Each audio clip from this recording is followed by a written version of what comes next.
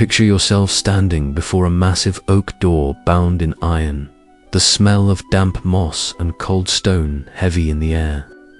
The hinges groan as the door creaks open, revealing a tight spiral staircase snaking downward into darkness so complete it feels like swallowing shadow itself. The flickering torch in your escort's hand throws eerie light along the walls, but it barely pushes back the gathering blackness ahead.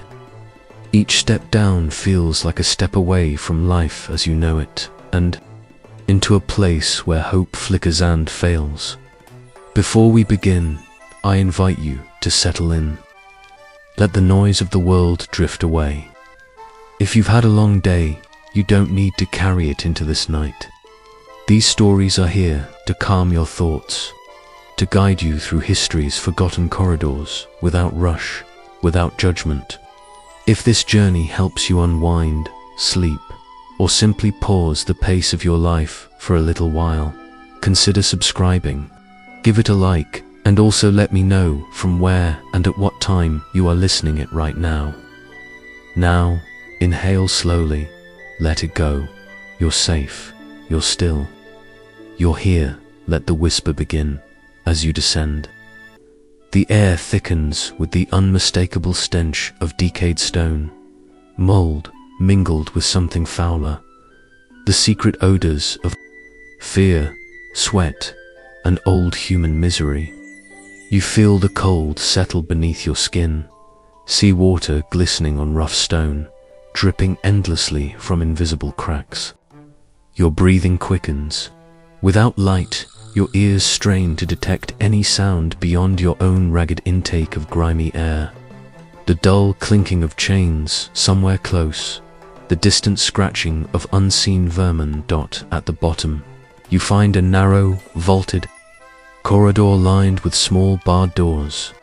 Each creaks open to reveal claustrophobic cells, barely wide enough to lie down, often filled with straws soiled by untold suffering. The cold stone walls seem to press inward, so close you can touch both sides with extended arms. The faintest drafts whisper through the cracks, carrying faint murmurs of despair and madness from those trapped inside. The guard shoves you toward one cell, the iron door banging shut with a finality that echoes through the little chamber.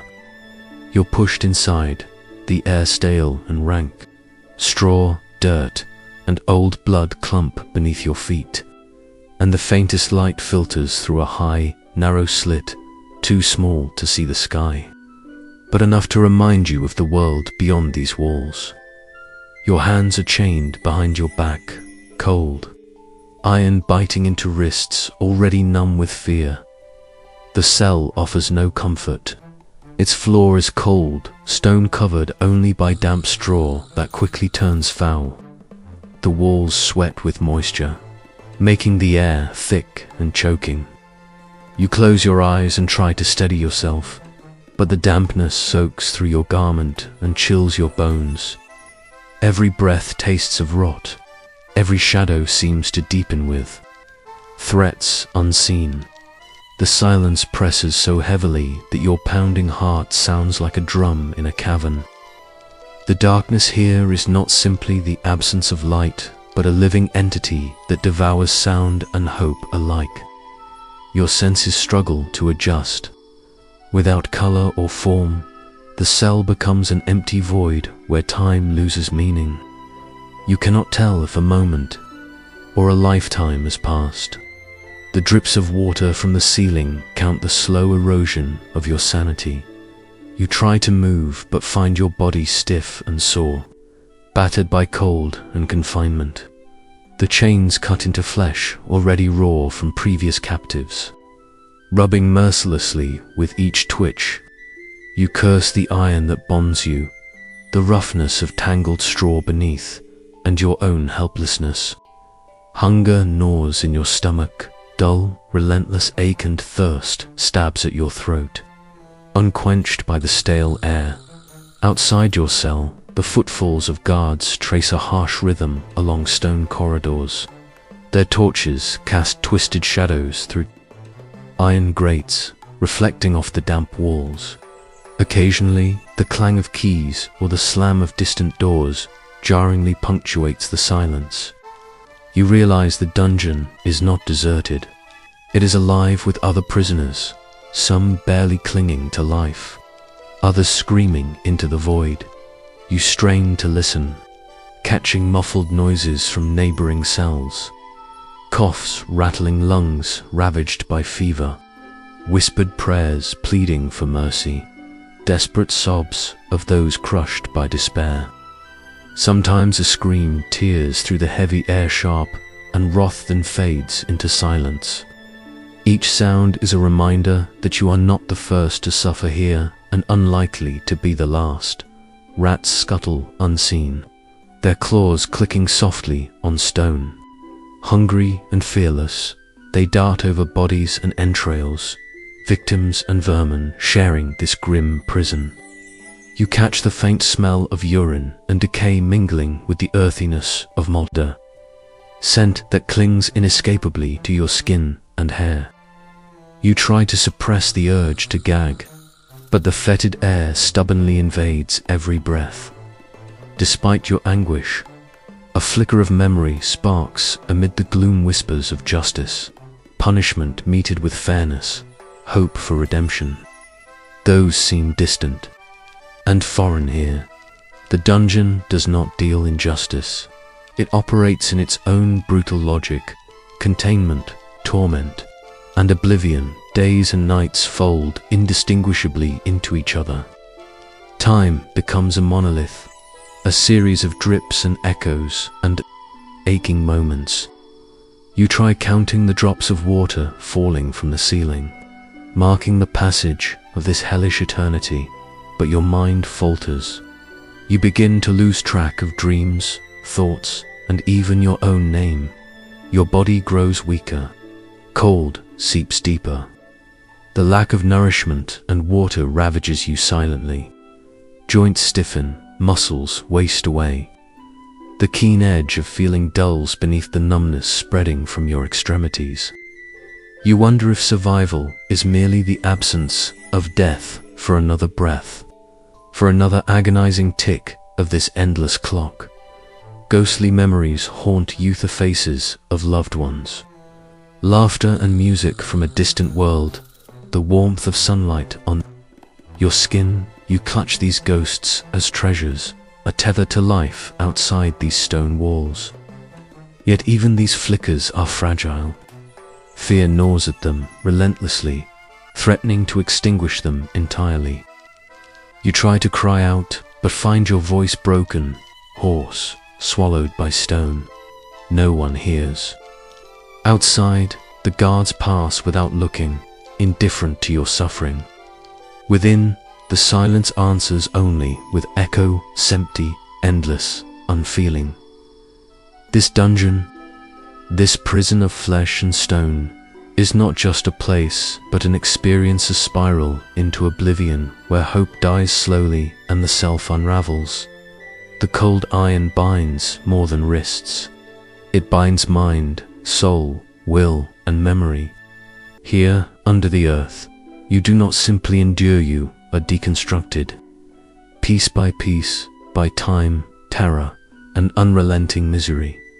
Few have ever lasted a night in such a place. Fewer still have emerged whole. This is the harsh truth writ in the cold stone and dark corners of the medieval dungeon. A truth that whispers to us now across centuries. Welcome to this descent into darkness. Brace yourself. The real torment is only just beginning, descending into the dungeon's depths. You feel the daylight retreating faster with each step, swallowed whole by the endless gothic spiral of cold stone. The air grows thick and still, an oppressive blanket that muffles sound and clings to skin like a persistent shroud. Here, light is not just a luxury. It's a memory fading beyond reach, replaced instead by bitter darkness that envelops every inch of flesh and thought. The faint glow of your torch, flickering weakly, casts elongated shadows that writhe and dance like malevolent spirits against the time-worn walls. You realize instantly, this is a place designed to swallow hope, a place where time becomes a cruel trickster and sanity a fragile thread. The corridor at the bottom of the stair is barely wide enough for one person. The damp walls weep cold moisture that seeps into the porous rock and trickles onto the floor, pooling in shallow, muddy patches. Each stone, ancient and uneven, is slick with this eternal sweat of the dungeon's bones. The chill bites with merciless persistence, rendering fingers stiff and breath shallow, every exhale steaming in the stale darkness. You have no choice but to move forward, the weight of anticipation heavy in your chest. Alone with your thoughts, you hear only the distant drip of water is slow, unyielding metronome counting out your undoing. The cells you pass expose glimpses of human despair. Small iron-barred windows hint at vermin-scuttled floors littered with straws stained by countless past sorrows. Cries and coughs echo faintly, but never fade completely. These are the voices of ghosts still living, trapped in their own swirling nightmares. The dungeon does not merely hold bodies. It traps time and memory, harvesting anguish like ripe fruit. The air is thick with a centuries-old blend of sweat, decay, and hopelessness, an invisible miasma that claws relentlessly at the throat. When the door to your cell slams shut behind you, its echo feels like the closing of a coffin lid. The iron bars clink as bolts slide home with cold finality. Your cell is confining and brutal in its simplicity, barely wider than your outstretched arms, just long enough to lie flat, with a rough bed of straw spread thinly over cold stone. The narrow slit high above the door offers scant ventilation, its limited shaft of pale light unable to reach the cell's farthest corner. You cross the floor with hesitant steps, each footfall disturbing dust settled over ashes and long forgotten memories. You know somehow that these stones have borne witness before to crimes, confessions, tortures, and whispered prayers for mercy. You try to find a place to rest, but the cold is relentless. The air crawls in on chilled fingers that seem to hollow you out from the inside. Each breath is thick with the stink of mildew, urine, and rot, the scent of lives wasted in darkness. The straw beneath your feet is clumped and sticky, a foul testimony to the thousands who fell before you. Tiny bones, fragments of forgotten creatures, or worse, lie crushed beneath dust. The walls ooze moisture, and you trace wet trails with a trembling finger, as if trying to grasp the life force seeping out of this place. Chains hang on hooks nearby, waiting for their prey. They rust with neglect, but still shine cold with menace. You can almost hear their whisper: submission, pain, silence. Forced to kneel or lie bound, prisoners were made to feel less than human, a wound inflicted as surely in the soul as in the flesh. The iron is less a tool of restraint than an extension of the dungeon's will. Its cold bite reminds all captives that control has been wrested, that freedom is forever lost beneath these stones. Hunger gnaws a steady pace in your gut, hollow and exhausting. If food is delivered at all, it's reduced to meager scraps, stale bread hardened into crumbling bricks, blackened cabbage floating in oily water, or thin broth with the color and warmth of old stone. Water is scarce and often filthy, sourced from stagnant underground pools or drips from the stone, breeding disease. You drink reluctantly, the foul taste coating your tongue with the promise of sickness, yet offering the only chance not to perish immediately. Your body is stiff, muscles trembling from cold and disuse. The damp air sucks strength from every limb. You bend to lie on the coarse straw and close your eyes. But sleep is elusive. Every sound, every footfall in the corridors beyond sharpens your senses. Shadows lurk just beyond the cell's dim threshold. Rats scuttle and squeak, bravely navigating the maze of misery. Their sharp teeth gnaw on scraps of flesh or the weak fingers of those too exhausted to fight. In this place, vermin are allies of decay and despair.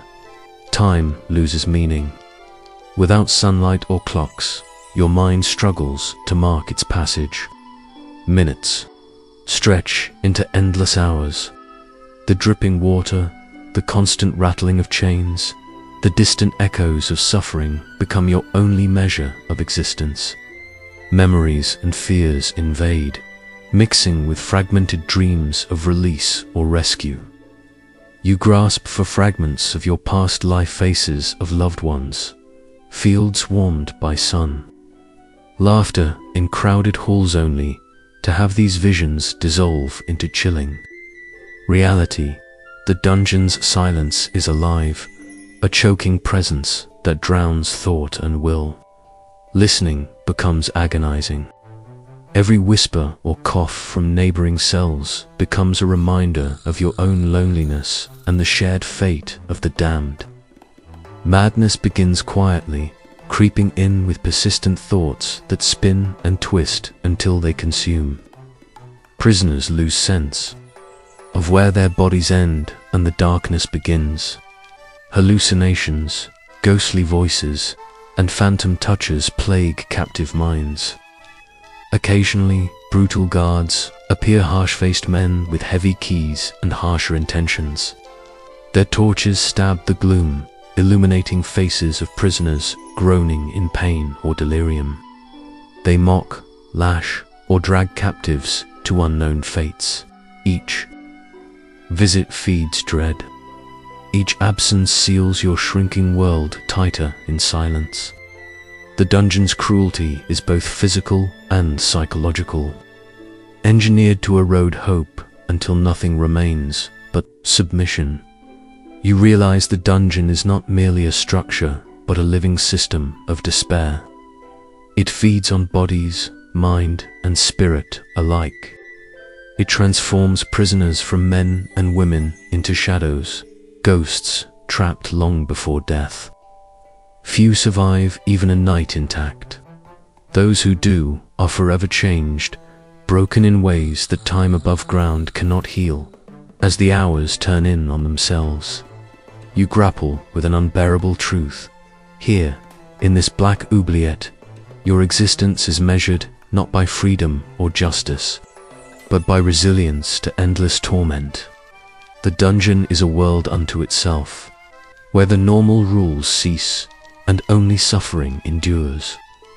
Welcome to the true descent into a place where light dies and shadows rule, where time stops and hope is the first to perish. The cold iron ratchets close around your ankles and wrists, unyielding, merciless, and designed to torment. These are no ordinary restraints, but crafted tools of captivity meant to inflict pain and break will. The metal feels like a living thing, biting through skin and cutting into flesh that is already raw from previous prisoners' suffering. Each slight movement grates against the rusted iron, and the chain's relentless clink echoes in the confined darkness. An unending reminder that your freedom is gone. These shackles are brutal in design. Thick, cold bands fixed tightly and often roughened or spike-lined inside. They prevent comfort or rest. If you shift, the iron bites deeper, grinding your skin and forcing joints to contort unnaturally. The pain is constant, a dull ache transforming into sharp agony with every twitch. Some captives were hung by their wrists in torturous suspensions, their shoulders dislocated by the pull of ropes. The cruel strappado was one such method, designed not only for torture but to coerce confession. Through unbearable strain, But the chains do more than cause physical pain. They crush identity and spirit. Bound tightly, you become less than a person, reduced to the prisoner, a nameless, powerless thing. The metal that confines is also a visible brand of shame, a means of humiliation prepared not just for the captive but for all who might witness. Nobles caught in disgrace found themselves shackled alongside common criminals, plunged from high esteem into abject degradation. Within these stones, chains keep prisoners tethered not only to the cell but to despair itself. Wounds from iron bites fester in the damp, unclean air, becoming breeding grounds for infection and gangrene. Sores that refuse to heal swell and spread, turning limbs black or causing unbearable pain. Without proper care deliberately withheld by guards, the body wastes away piece by piece.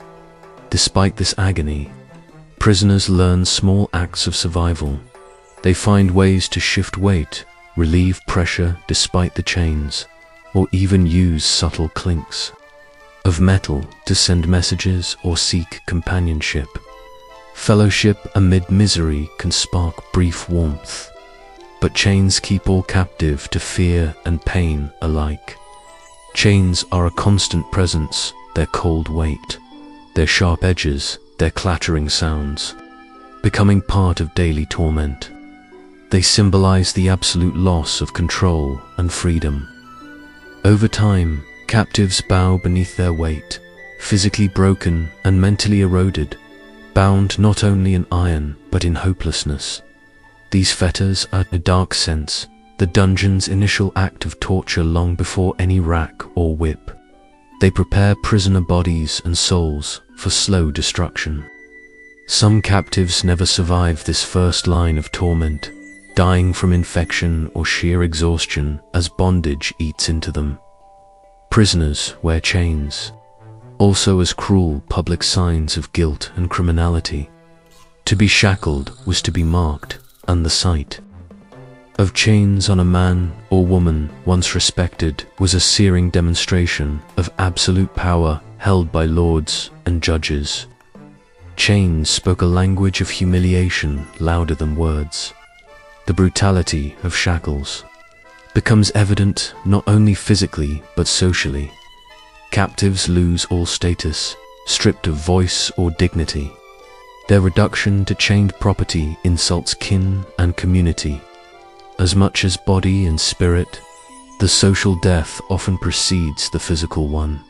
Some prisoners were chained together, forced to share dark, miserable cells where mistrust bred as fiercely as disease.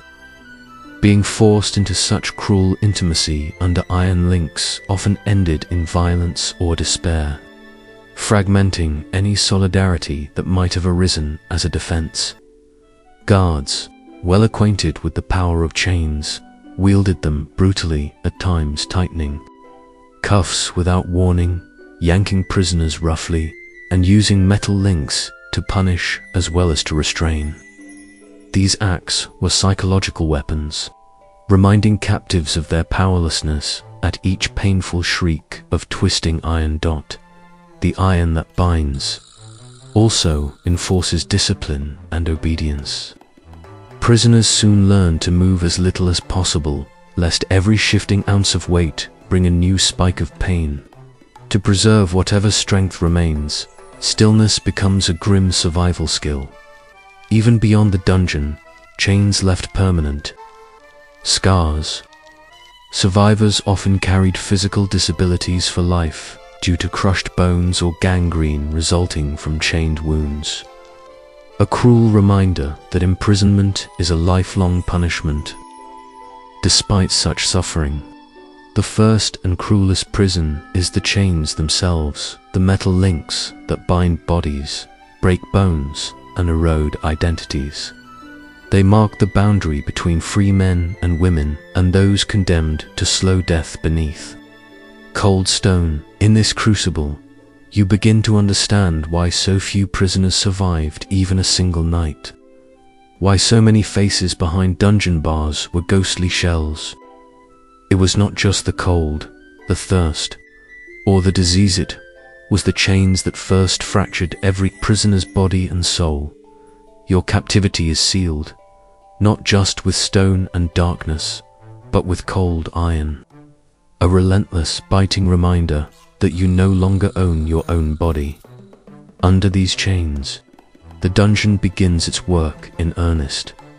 Beneath the cold stone ceilings and iron bars of the dungeon, an unseen enemy waits not just to torment your body, but to infect it. And the truth is far grimmer than mere chains or darkness. The medieval dungeon was less a prison than a breeding ground for disease, vermin, and decay, where sickness stalked every corner and preyed relentlessly upon the weak. It was a world where the poisons and pests were often deadlier than the lash or the rack silent. Invisible agents of suffering that shattered the few fragile bodies that made it past the first night. Water, the most precious of resources, was almost always a source of terror. The damp earth beneath the castle drew moisture into thick pools dripping from cave-like ceilings. These puddles, filthy and stagnated, were your only access to drinking water. Consuming this water was choice only for the desperate, for it often contained parasites or lethal bacteria. Dysentery and cholera preyed among the prisoners, twisting intestines and spreading dehydration that brought some down in hours. The mere act of swallowing was a gamble that could hasten death. You can feel the dampness as it settles into your bones. The walls themselves seem to weep cold moisture that creeps like a living thing across your skin, clammy and unrelenting. This damp encourages mold and mildew, which cling to fabric and flesh alike, seeping into every corner and crevice. Your lungs burn as you breathe in the sour smells, fungus rot, and the unmistakable stench of human waste combining in a toxic cloud. Pneumonia and tuberculosis thrived here, diseases fed by the air itself. Fear claws at you, especially when you hear the rustle of the rats. These creatures, the unofficial inhabitants of the dungeon, move boldly and without fear. Their tiny claws scurry across stone and straw, hunting for scraps of rotted food, fallen skin, or bleeding wounds. Their dark eyes gleam malevolently in the flickering torchlight, and they are disturbingly intimate with human prisoners, sometimes feeding on the living. Prisoners recount stories of rats biting fingers or toes, of waking to find the bastions of their bodies shredded overnight. The rats carry fleas and mites, and these pests bring further misery. You scratch relentlessly at your skin, fighting maddening itching caused by lice and mites burrowing into the flesh. Infestations like scabies become commonplace, driving prisoners to desperation as their bodies break down under the constant assault. The torment is ceaseless, both physical and mental. The skin burns, rash spreads, and the maddening itch cannot be escaped even for a moment. Infections are everywhere. The conditions in the dungeon turn even the smallest abrasion into a potential death sentence. Chains rubbed raw by constant movement become festering sores, breeding gangrene, without the knowledge or medicines to treat infections. These wounds develop into ulcers that rot flesh, sometimes forcing desperate amputations, often done without any anesthesia. The slow death wrought by infection was common. Many prisoners writhed in pain long before any executioner's blade. Starvation compounds the misery. Diets are meager and irregular, with stale bread and watery broth offered if lucky. Lack of nutrition weakens immune defenses, making even minor illnesses deadly. Muscles waste away under the shrinkage of the skeleton. Spirits weaken, and delirium follows. More prisoners died quietly from hunger, dehydration, and disease than from any violent punishment. In this suffocating environment, Fever burns through veins, delirium clouds the mind, and vision blurs. Prisoners weep, moan, or lapse into restless unconsciousness, their bodies little more than vessels for the diseases that ravage them. The sour air of sickness closes in, turning cells into tombs even before any formal sentence is executed. The dungeon's infestation drove a wedge between captives themselves. Fear of contagion bred suspicion any cough or rash might be the death knell for those nearby. Prisoners isolated sick companions, sometimes cruelly rejected those who fell ill. In this miserable brig, disease forced fragmentation alongside despair. Remedies, few and far between, were usually folk-based, whispered by those clinging to life. Pine needle teas, poultices made from onions or herbs, or prayers to saints, patron of healing, provided scant relief. They were acts of desperation, tiny rebellions against the overwhelming power of decay. Guards often ignored or reveled in the spread of plague and pestilence. Were prisoners given any medicine, it was usually inadequate or designed to humiliate. Suffering was a spectacle as well as a mechanism of control, a reminder that life here was cheap, fragile, and secondary to power. This hidden warfare of disease and decay was merciless and thorough. It turned vibrant bodies into writhing parodies, minds into fogged shadows. Even those who resisted torment and chains often fell victim to the slow killers in the air and water. The medieval dungeon thus was not just a prison, but a crucible of biological horror, a place where the physical realm became complicit in spiritual and social punishment. The intertwining of filth, foul air, and creatures bent on destruction formed a relentless backdrop against which human endurance was tested beyond all limits. To survive here required more than strength, or will it demanded a grace that most could not summon. Every breath carried the threat of sickness. Every movement could open a wound. Every night brought the certainty of waking to worse torments. You realize, with chilling clarity, that the plague rat, with its sharp teeth and the choking breath of fever, are perhaps the dungeon's greatest executioners, far more lethal than any sword or whip. For they kill slowly, invisibly, leaving behind broken bodies that no tombstone ever marks in this chapter of torment. The dungeon reveals itself not merely as a site of physical incarceration, but as a living ecosystem of death, where poisons and pests reign supreme.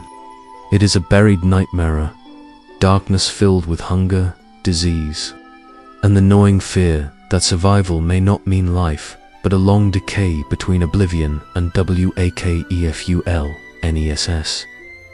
In the next part, we will turn inward into the psychological abyss. We will explore how the crushing solitude and silence leave prisoners prey to madness and despair, showing that sometimes the greatest torment is the one inside your own mind. Darkness in the dungeon is no mere absence of light, is a living, breathing entity. It swallows sound, distorts senses, and presses down on the spirit with relentless weight. Devoid of sunlight, human contact, or distraction, prisoners find themselves trapped not only in stone cells, but inside an ever-tightening prison of the mind. The silence becomes deafening, the loneliness unbearable. This is where true torture begins, not through lash or chain, but through isolation's corrosive power at first. The silence seems like a mercy, a break from torment, but soon it reveals its cruelty. Each breath, each heartbeat magnifies into a thunderous drumbeat. Your thoughts, once fleeting ghosts, become invasive phantoms, circling and clawing at sanity. Without the anchor of human voices or changing skies, memories twist and fragment.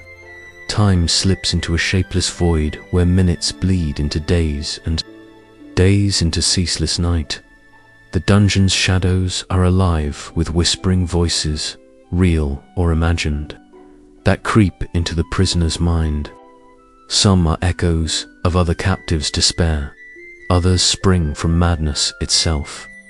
Prisoners speak of hearing footsteps where none exist, faint laughter or curses that dart just beyond understanding.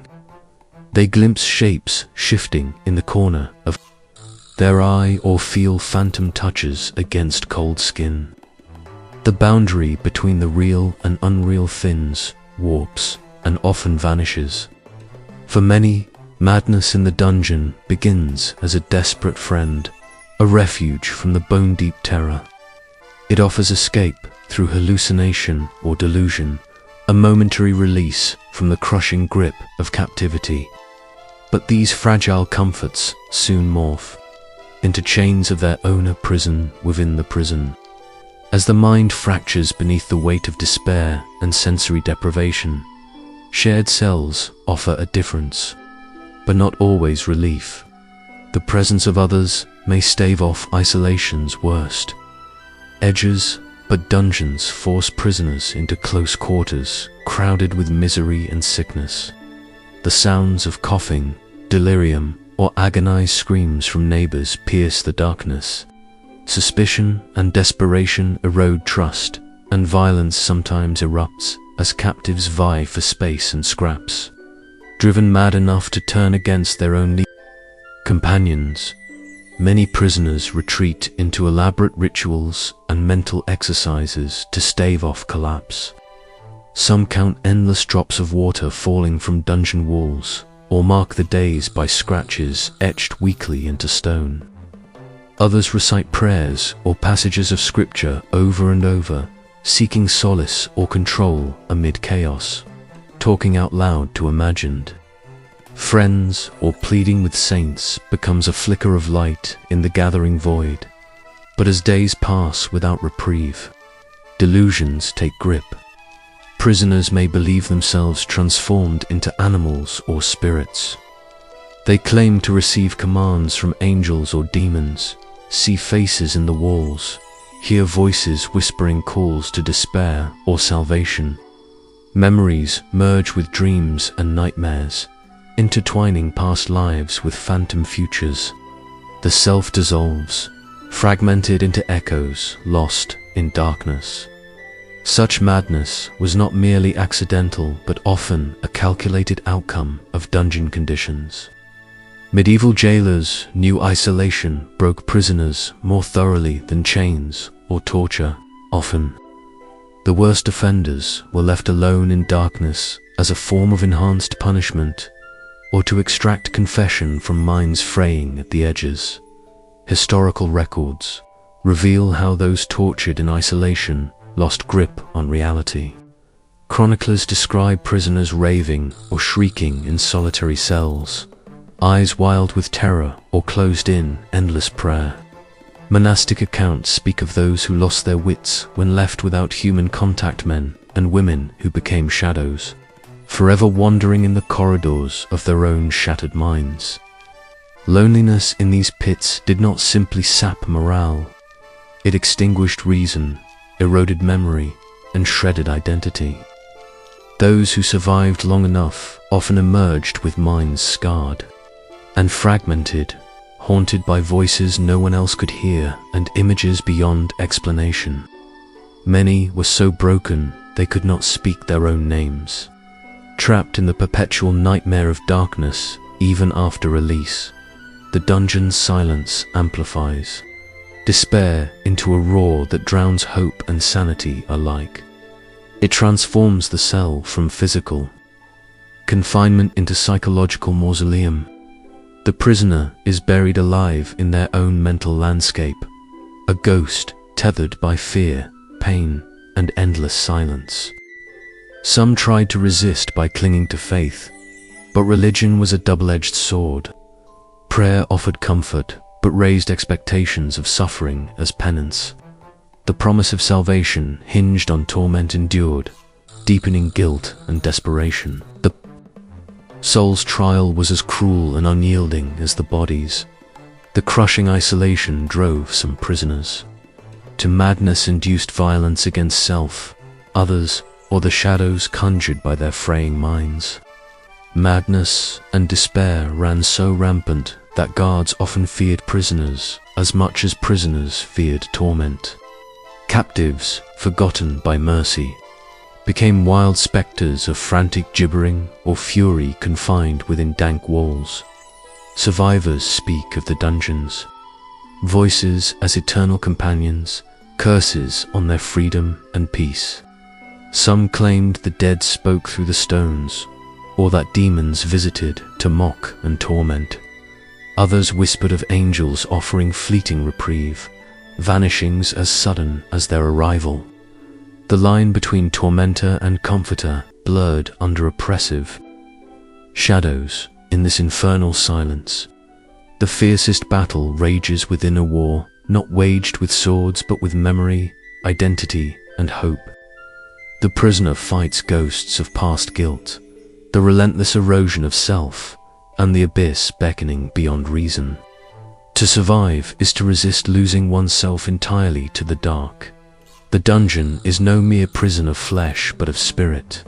Several captives endured because of fierce defiance or faith steel-honed amid blackness.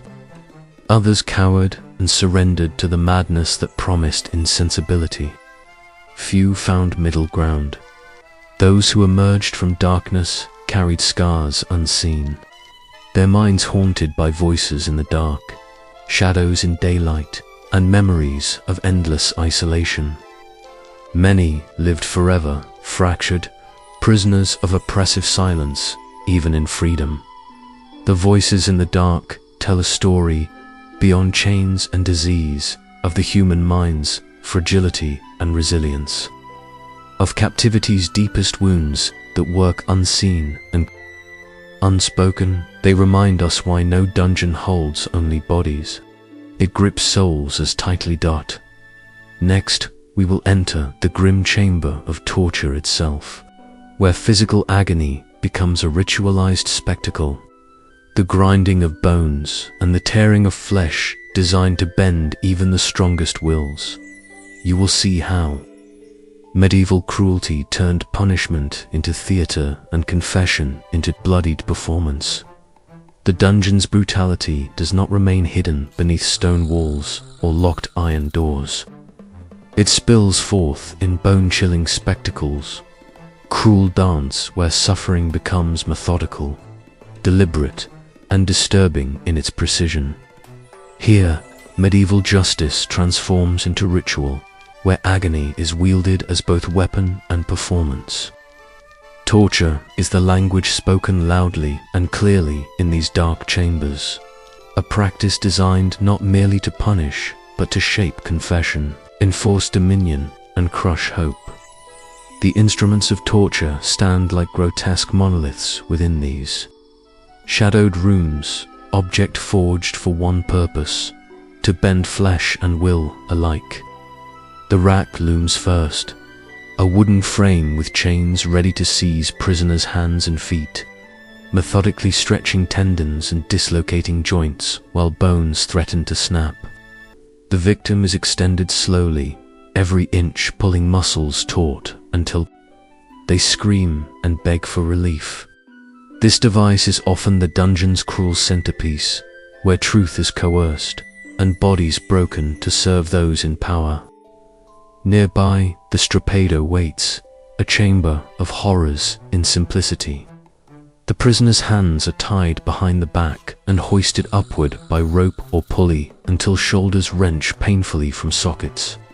Sudden drops, jerks, and suspensions intensify the trauma, leaving captives gasping for breath through burning lungs. This form of torture was particularly favored to brutalize without spilling blood or slow. Lasting pain designed to extract secrets or confessions. Smaller tools line the table's thumbscrews, iron claws, pincers itch, ingenuity crafted to crush fingers, toes, or flesh under grinding pressure. Twisting screws break bones with a calculated slowness intended to prolong suffering. Even small-scale torture here is an art. Every screw, every twist, calibrated to torture without extinguishing life too swiftly. The smallest bones become grotesque. Trophies in the theater of pain. Perhaps the most infamous, the so-called Iron Maiden, a coffin-like apparatus studded with inward-facing spikes and bodies. The fearful imagination of medieval cruelty. Although some modern scholars question its widespread actual use, its mere presence in lore amplifies the dungeon's grim mythology. To step inside was to invite immediate and gruesome death, pierced by harsh iron inescapably, whether myth or fact. It embodies the extremity of medieval punishment's dark theater. But torture's terrors are not measured by devices alone. Its power dwells deeply in the rituals surrounding it, how pain becomes spectacle and coercion. Captives are stripped and bound, prepared carefully for the stage. They might be paraded before judges, courtiers, or screaming crowds, shamed publicly before body and spirit are broken in turn. Public exhibition transforms punishment into propaganda, reinforcing the narrative that power is absolute and rebellion meaningless. Captives' bodies become the battleground of power and submission. Torturers engage in a mechanized cruelty. Each measured blow or twist intended to erode will quickly but faintly balancing misery with control. Avoiding death before desired confessions echo through vaulted halls. The timing of pain and release crafts a perverse rhythm, a cycle meant to drain resistance and instill helplessness. Yet torture isn't only about pain's infliction. It is psychological warfare. Fear sharpens anticipation. Dread makes every moment a finely tuned agony. Anticipation begins even before any blow lands. The knowledge that the rack awaits, that the strappado may come, hangs like a spectre. Often, it is the threat itself that breaks prisoners first. The promise of pain compounds their despair. Prisoners face endless choices, to resist and be broken quicker, or to surrender and hope mercy will follow confession. But mercy is rare and often a tool to enforce obedience rather than a genuine reprieve. Torture sessions complete a circuit of torment, brutally extracted confession, followed by denigration and new cycles of punishment. If authorities are unsatisfied, religious beliefs complicate this ritualized pain. Torture is justified as purgation, a way to cleanse the soul through bodily tormentor divine. Trial by fire or iron. Priests often oversaw or attended. They counseled confession as salvation. The logic, only through suffering could sinners be saved. This spiritual framing twisted agony into penance, merging punishment with hope but also increasing prisoners. Anguish. Yet confessions wrung from torture are notoriously unreliable. Faced with unimaginable pain, prisoners confess lies, implicate innocence, or speak truths demanded, regardless of their actual deeds. Despite this tragic paradox, medieval authorities leaned heavily on these brutal extractive methods. Convinced of their necessity for justice, the torturer's role blends skill and cruelty. Some were artists of agony, trained in anatomy and psychology, understanding how to inflict maximum pain without immediate death. Others acted with sadistic zeal, amplifying suffering as a personal act of power. Yet all tread a shadowy line. Too much injury could close the mouths they sought to open. In between brutal sessions, prisoners often returned to their cells shattered. Bodies ached uncontrollably. Spirits fled in hollow despair. Many descended into madness, broken beyond repair by repeated, calculated cruelty. The dungeon's cycle of torture and partial recovery was a grinding, slow death. Yet, remarkable resilience also emerged. Some captives drew on deep wells of faith, memory, or sheer willpower. Their endurance became legend-silent resistances against the crushing machine of punishment. Mental strategies, prayer, denial of sensation, or visualization helped withstand moments when body and soul screamed for release. This grim theater left lasting marks far beyond the dungeon. Physical scars told stories of survival. Mental wounds haunted memories for life. Torture's spectre seeped into cultural consciousness, haunting justice's history with its brutal whispers. In summary, torture in the medieval dungeon was no haphazard cruelty, but a ritual of pain crafted to assert dominance, extract confession, and broadcast submission. It fused body and spirit into a canvas of suffering etched by iron, fire, and will. In the next chapter, we will delve into the intertwining of punishment and penance, how physical suffering blended with spiritual trials, public shame, confession, and the desperate hope for redemption or release. This crucible shaped lives in society, forging the viscous bonds of control through both flesh and soul.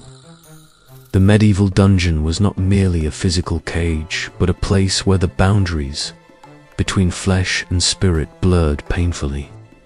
Punishment was not just about retribution or deterrence, it was deeply bound to the spiritual order, an elaborate system intertwining physical suffering with religious penance, public shame, and the hope, however distant, for forgiveness. To enter the dungeon was to face not only the torments of the body, but the relentless judgment of the soul. Behind the stone and iron bars, the prisoner confronted a dual trial. The tortures inflicted on the body were thought not only to punish, but to purify. Every wound, every scream, was imagined as burning away sin, offering a painful cleansing so intense it might grant the soul a chance in the afterlife. Executioners and clerics alike preached that suffering resembled Christ's own passion, that embracing pain could redeem a sinner's guilt. Yet this theology was a double-edged sword, fusing hope with despair, comforting some as it condemned. Others, the inevitable public exposure added another weight. Prisoners were paraded, displayed naked or shackled, before townsfolk and nobles in public squares, marketplaces, or churchyards. This was no mere logistical necessity, but a carefully orchestrated ritual with layered meaning. Public penance turned agony into spectacle, and communal enforcement a ritual warning carved into the psyche of the entire community. Punishment was both personal and collective, a performative act that reaffirmed the social order and reminded all that sin demands visibility and atonement. Confession stood at the center of this system. Prisoners were compelled to admit every transgression, both legal and spiritual. There was no separation between law and doctrine here. The confessor wielded immense power, functioning as guide, interrogator, and often tormentor. It was not enough to simply admit guilt. The sinner needed to root out the deepest passions and impure impulses from the soul as well, a process that could be as torturous as the rack or strappado. Reluctance or silence were met with intensified suffering. To refuse confession risked not only continued torture, but denial of last rites, a fate feared beyond physical pain, for it promised eternal damnation. Old fears of hell's fire and everlasting torment held prison life captive in spiritual dread as deeply as in chains. And so confession became a coerced ritual, an extraction of not only truth but often lies and falsehoods invented to end agony. The desire for spiritual cleansing did not end with the prison walls. After release, Many prisoners were directed toward pilgrimage, fasting, charity, or prayer to publicly and privately prove repentance. This was a process as important as the sentence itself, extending punishment into social reintegration or permanent exclusion. The act of penance shaped not only bodies, but entire lives. Women faced even harsher moral scrutiny than men. Accused of sexual sins, their bodies became battlegrounds for both legal punishment and spiritual shaming. Public flogging, forced exposure, or even execution could be paired with ecclesiastical requirements to undergo penance before community acceptance was granted. In a world obsessed with purity, female bodies bore the brunt of suspicion and control. The spiritual dimension became inextricable from the physical. Physical punishment was sanctified as divine will. Survival depended as much on religious endurance as on bodily strength. Prisoners clung often desperately to prayer, sacred tokens, or relics, fragile lifelines in the storm of suffering. These anchors sometimes rescued sanity or offered hope, even when no release seemed possible. But hope was precarious. Not every prisoner found mercy or understood confession as salvation. Many saw penance as endless suffering, a punishment without relief until death claimed them. The line between purgatory and hell blurred in the dungeon's gloom. Social hierarchy influenced punishment's severity and form. Nobles might be spared the rack, but subjected to rigorous spiritual torment. Commoners might endure brutal physical pain, but less public shame. Still, all faced the same fundamental ordeal: body and soul exposed to judgment, confined to a system that demanded ultimate submission. The intertwining of punishment and penance served powerful social functions. It maintained feudal order, reinforced church authority, and institutionalized suffering as a means of control. The spectacle of confession and agony reminded all who witnessed that sin could be known, punished, and contained, but never forgotten. Medieval dungeons were thus crucibles where flesh and faith fused painfully. The prisoner's suffering was a ritualized sacrifice, a visible and invisible trial, a sacred and profane theater, where lives hung suspended between justice and salvation. Even those who physically survived these ordeals often bore lifelong scars in mind and spirit. The memory of chains, of pain endured as penance, and the relentless gaze of judgment shadowed every step outside the dungeon walls. Freedom from stone and iron was no guarantee of freedom from guilt, fear, or social exile.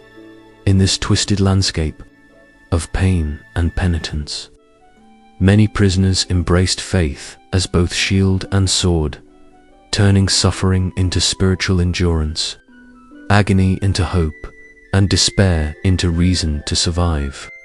Others surrendered to madness or despair, overwhelmed by the unyielding demands placed on body and soul. You begin to understand that in the medieval dungeon, punishment was not the end, but part of an ongoing spiritual process. The torments you endure build toward a final reckoning, released or damned, remembered or forgotten. This chapter closes on the harrowing realization that behind every iron door, the dungeon was not only a prison of flesh, but a cathedral of suffering, where souls were both condemned and claimed next. We will delve into the desperate, often futile attempts at escape, the fragile and fleeting hopes that, burgeoning in the shadow of near-certain doom, you will see how the desire for freedom clashed painfully with the grim reality of the dungeon's design and vigilance. In the shadows beneath stone towers, the faintest whisper of hope is the impulse to escape. A yearning burned deep into the hearts of every prisoner trapped within the medieval dungeon's cold, unforgiving walls. Yet escape here is not a dream easily realized. It is a near miracle, a cruel fiction whispered from one broken soul to another as a last soft flicker in unending night. The dungeon is designed not only to imprison flesh, but to shatter hope itself, to make you doubt the very possibility of freedom, and no matter how fierce your longing, it will bend you, break you, and almost certainly claim you. Prisoners watched the faintest glimmers of light above ground and dared to imagine life beyond misery. But they quickly learned the cruel calculus of escape. The physical barriers were brutal. Thick walls of damp stone, often over a meter thick, sealed off every inch of these underground fortresses. Doors forged from heavy oak and banded with iron rings were locked with complex mechanisms designed to resist pick or brute force. Guards patrolled relentlessly, with strict routines ensuring no prisoner escaped unnoticed. Every sound echoed through these tunnels. Every movement set alarm bells ringing in the minds of captors. The architecture itself was a built-in trap. Corridors twisted and looped like labyrinthine puzzles meant to disorient even the most determined. Prisoner, step wrong, and you found yourself back where you started, or worse, in a darker, less-known corner housing horrors more terrible than the open cell. Narrow staircases plunged into murky basements, slippery with water and waste. Ventilation holes and slits for air were too small for escape and often led to claustrophobic crawlways where most stuck or met their end. The sheer bleakness of the physical space was a trap. Even the tools necessary for escape were impossible to come by. Prisoners were stripped of all belongings upon entry. Few guards risked smuggling or mercy, and the transfer of any tool involved risks that could bring death on the holder and those involved. Simple acts like fashioning a shiv or loosening a lock demanded ingenuity and luck few possessed. The chains that bound wrists or ankles dulled strength daily, and the endless hunger sapped determination just as surely as any iron fetter. Desperation and weakness were constant and crushing. Escapes were rare and often desperate gambles rather than daring quests. Some prisoners tried bribery, attempting to seduce or buy passage from guards. Others timed their breaks during the noisy shifting of guard changes or after screams distracted watchmen. Yet even these moments were fleeting and fickle. A single wrong step, a careless noise, could trigger a brutal crackdown, extending sentence. Or worse. Often, those caught were returned in worse condition, whipped, starved, or subject to more horrific torture as warnings to others.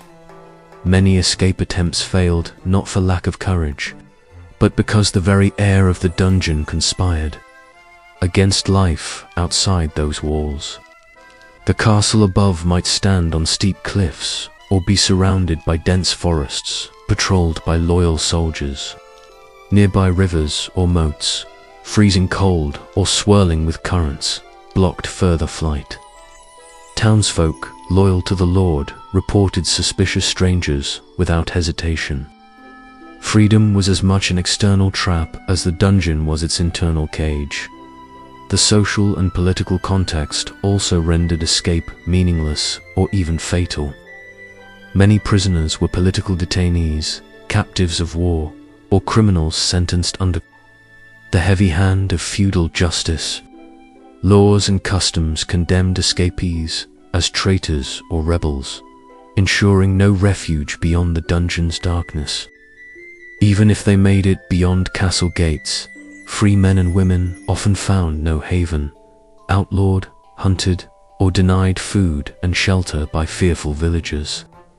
To escape was to enter an endless exile. The crushing weight of these realities created a profound psychological impact. Prisoners learned to temper hope to avoid the ultimate despair of failure. The dream of escape could fuel endurance, but could just as easily unravel fragile resolve. For some, repeated abortive attempts eroded mental health, as hope turned to obsession and then to resignation.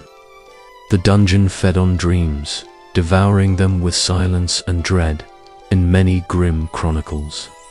Stories survive of prisoners who nearly slipped the bonds of their tomb, but were caught by a guard's keen eye or betrayed by a fervent informer.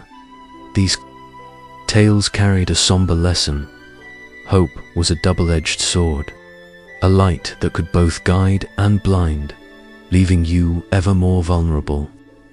Prisoners learned to listen for the clanking of keys and watch the shadows carefully, understanding that their world was as much a mental battleground as a physical one. Despite all this, rare escapes did occur, astonishing acts of resourcefulness, luck, and courage that became legends whispered in hushed tones. Some scaled treacherous walls with improvised ropes, others slipped through forgotten tunnels, revealed only by secret maps or cunning insiders. Yet these were exceptions, stories used to terrify or inspire, signaling both the unyielding strength of the human spirit and the relentless, brutal machinery designed to stop it beyond physical escape. Prisoners sometimes dreamed of spiritual liberation, liberation from guilt, from shame, from the relentless grip of fear imposed by stone and iron. For many, the greatest escape was death itself, either a final act of release or a hoped-for passage to mercy beyond mortal cruelty. The dungeon prepared minds for this bitter end, making freedom increasingly feel like a fading myth. The torturous cycle of hope and despair shaped the prisoner's inner world. Every plan hatched before dawn, every whispered conspiracy shared in secret, was a thread in a fragile web suspended above an abyss. Some clung to these threads, keeping fire alive in the darkest places. Others let the web slip through trembling, fingers surrendering to the slow, grinding currents of hopelessness.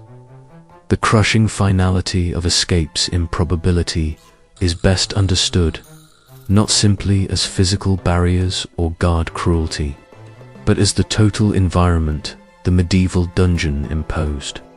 A calculated confine so complete it destroyed body, will, and mind alike. Every element, the walls, the guards, the rats, the darkness worked together as a machine with a single output. The erasure of hope, escape, in this place, was less a reality than a ghost, a whispered lie to sustain prisoners long enough to endure another night. The dungeon was designed to break all hope beyond survival alone. For those who survived, the knowledge that freedom remained forever out of reach weighted every breath, every moment. To last a night, or a week, or a year in such a place demanded a will forged in defiance and desperation as the ancient stones. Absorb another haunting night. The prisoner lies chained between memory and oblivion, and the cruel truth settles as surely as the darkness. Here, in the medieval dungeon, escape is a myth. The only real liberation comes in surrender or death. Up next, you will hear the echoes of those who came before, stories of endurance, solidarity, madness, and despair. The voices of the forgotten who lived and died beneath the weight of stone, beneath the thick stone arches, deep within the bowels of medieval castles. Countless souls linger not in body but in memory, whispered through the cracks and shadows of forgotten cells. These are the voices of the forgotten, the prisoners who endured the unendurable, who suffered in silence or madness, who struggled against despair and sometimes found fleeting moments of fierce resilience. The dungeon was more than a prison. It was a crucible where human endurance was tested beyond reason. and where stories of both suffering and survival were etched invisibly into the cold walls. Many prisoners were nameless, stranded in a brutal limbo. Their crimes, real or imagined, mattered little beneath the unyielding stone. Some were nobles accused of treason, others peasants caught in the tangled web of law or cruelty. Many were victims of suspicion or political maneuvering, yet all became part of the dungeon's relentless machinery. Few survived a night, fewer. Still a week, those who did often emerged irrevocably broken. Despite this desolation, fragments of their lives survive in chronicles, letters, or whispered legends, hints of courage, despair, and defiance amid the bitterness. Some accounts speak of prisoners who resisted the crushing loneliness, forging bonds with fellow captives even in cramped, squalid conditions. In tiny shared cells, amidst disease and hunger, fragments of humanity endured whispered words, shared scraps, prayers murmured through cracked lips. In these moments, even chained and fetid, prisoners found solace. One story that emerged from the dark speaks of a prisoner known only as the Silent One, thrown into the dungeon for a minor offense, but sentenced to a slow death in solitary. For months, he endured. Without speech or sight of another soul, he carved tiny crosses into the walls, each marking a day survived. His fingers bled, his voice faded, but his spirit held on. When finally freed, his mind was shattered, a hollow shell, yet even then, those carved marks were testament to an unyielding will. Madness was an ever-present spectre in the dungeons, halls, claiming more victims than executioners. As days stretched into weeks, the barriers between reality and nightmare blurred. Prisoners spoke of hearing voices that were not there, shadows that moved independently of light. Some walked ceaselessly, murmuring to themselves or invisible companions. Others became violent, lashing out in delirium or despair. The terror of being forgotten compounded the physical suffering, void-named madness that consumed many from within. Yet, in the depths of despair, stories of fierce resilience flickered as stubborn embers. A few prisoners mastered mental fortitude through faith, imagination, or memory. Some recited endless psalms, clung to fragments of scripture, or imagined distant fields bathed in sunlight. Others constructed elaborate mental retreats, vivid fantasies where torture could not touch them, where they wandered free. These moments of inner escape, though fragile, were vital sustenance against the relentless assault of body and soul. The idea of solidarity among prisoners, though rare and often dangerous, illustrates a profound human truth. Even in the worst conditions, connection can be a lifeline. Secret messages passed through scraps of straw or whispered during guarded moments. Small acts of kindness shared water, hidden food carried enormous weight. These clandestine rebellions against isolation testified to the strength of the human spirit even in its most battered state. Religious faith was a complex refuge. For many, prayer was both a weapon and a comforter way to command strength and plead for mercy. Some prisoners believed their suffering was a test granted by God, a path to purification or salvation. Yet this belief was double-edged. The hope of divine clemency coexisted with the crushing fear of eternal judgment, of souls doomed by sin and shame. For some, their faith faltered. For others, it became a fierce anchor in madness. Accounts of imprisonment often describe visions, whether divine or hallucinatory, experienced in the depths of dungeon darkness. Some saw angels offering solace, others demons taunting. Whether spiritual or mental, these visions shaped prisoners' inner worlds and testaments. The The line between holy revelation and psychological break was often indistinct. Woven deeply into the fabric of medieval understanding, death in the dungeon was often slow and unceremonious. Few grand executions marked its end. Most prisoners slipped away beneath the weight of neglect, starvation, infection, untreated wounds, or despair. Bones lay forgotten beneath straw beds, their stories lost but their presence etched invisibly in the stones. Yet even in death, the prisoners experienced resonated through history, a silent witness to cruelty and humanity. The legacy of these forgotten voices endures in the ruins and records left behind. They remind us that behind the grim clichés, chains, skeletons, rats were people who faced unimaginable suffering and challenges to body and mind. Their endurance, however brief or broken, holds profound lessons on survival, dignity, and the resilience of hope even when all seems lost. The dungeon's shadow stretches far beyond its walls, haunting lore, culture, and collective memory. It formed more than punishment.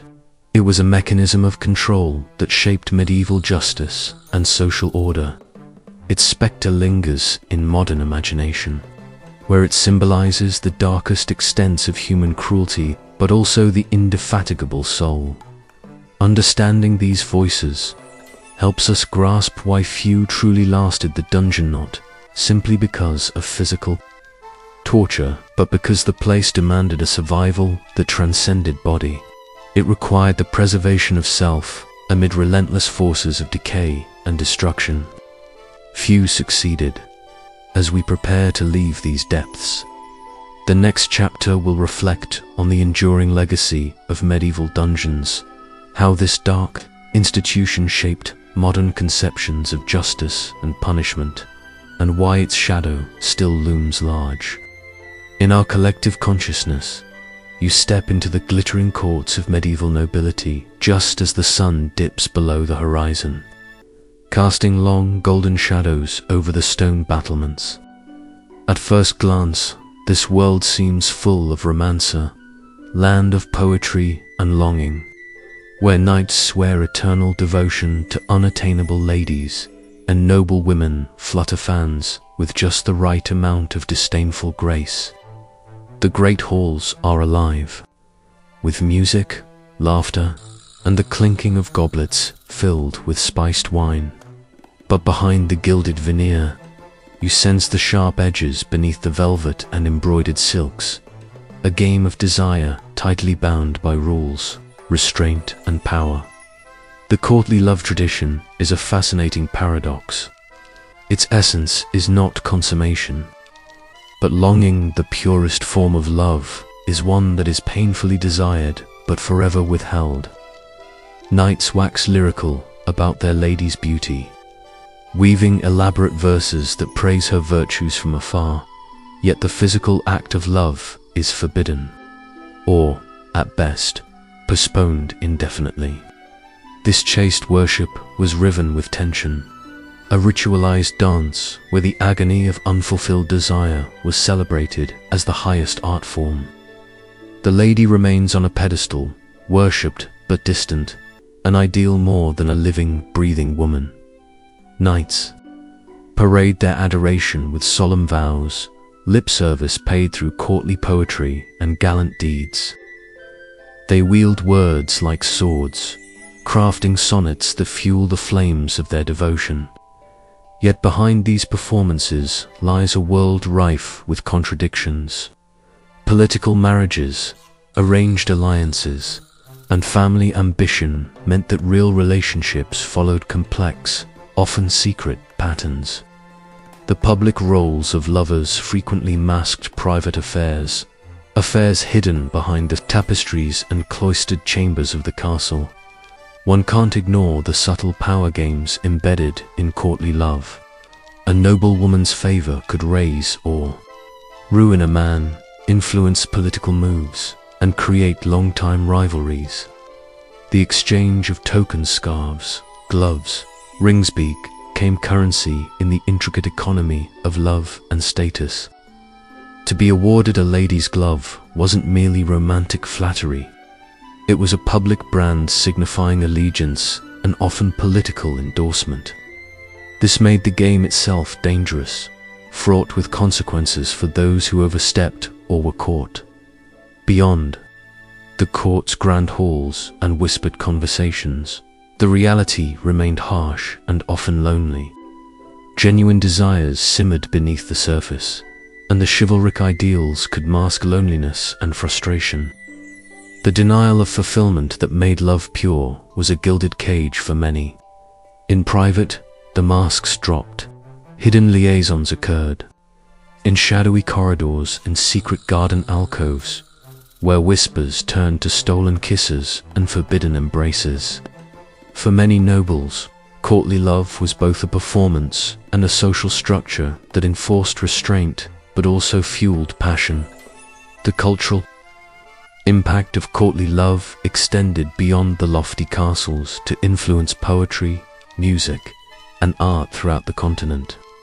Troubadours and minstrels traveled from one court to another, spreading tales of longing and heartbreak that shaped societal expectations around romance and desire. Songs of unrequited love, secret meetings, and noble suffering became anthems. For aristocratic youth bound by rules of decorum and honor, not all participants in this delicate dance were innocent actors. Some nobles used the rituals of courtly love as cover for intrigue and manipulation. Favoriting a lady or knight served political ends as much as personal sentiment. Marriages were arranged to build alliances, shape power, and consolidate wealth, while lovers outside these arrangements navigated treacherous waters of jealousy, gossip, and betrayal. In many ways, romantic pursuit in the medieval aristocracy was inseparable from survival. The female experience within this system was particularly nuanced. While outwardly powerful as patrons of courtly culture, women often faced strict limits on their autonomy. Their virtue and reputation were paramount, tightly policed by family and society. To be desired publicly could elevate influence. To be indiscreet meant ruin. However, within the constraints of courtly love, women carved surprising spaces for agencies, setting terms, evoking longing, controlling the narrative of desire. They could wield rejection as a weapon or manipulate the game to inspire loyalty and power. Courtly love's legacy is complex. On one hand, it romanticizes desire with ideals of self-sacrifice, noble suffering, and spiritual exaltation. On the other, it reveals a society deeply ambivalent about the body, sexuality, and human passion. The celebration of love's pain served to both elevate and constrain, making desire a spectacle and a weapon. The very denial of fulfillment created its own restless energy, contributing to both enduring poetry and simmering social tension.